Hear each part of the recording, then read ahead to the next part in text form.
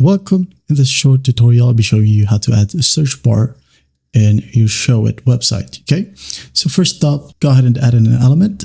Could be an oval or rectangle.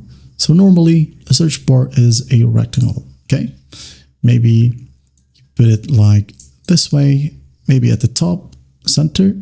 Okay, change the color to a lighter color, and then maybe add in a text. Make sure that you select paragraph in here.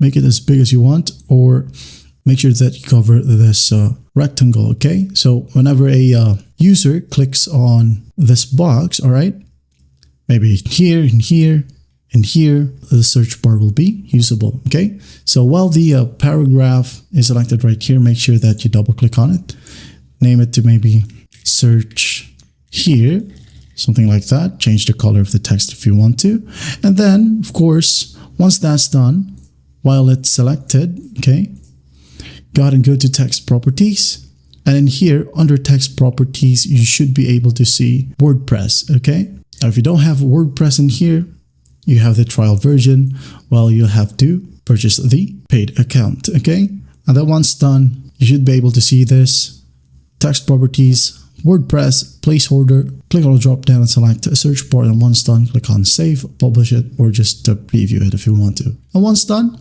type down whatever you want, and whatever word or keyword that is in your specific website.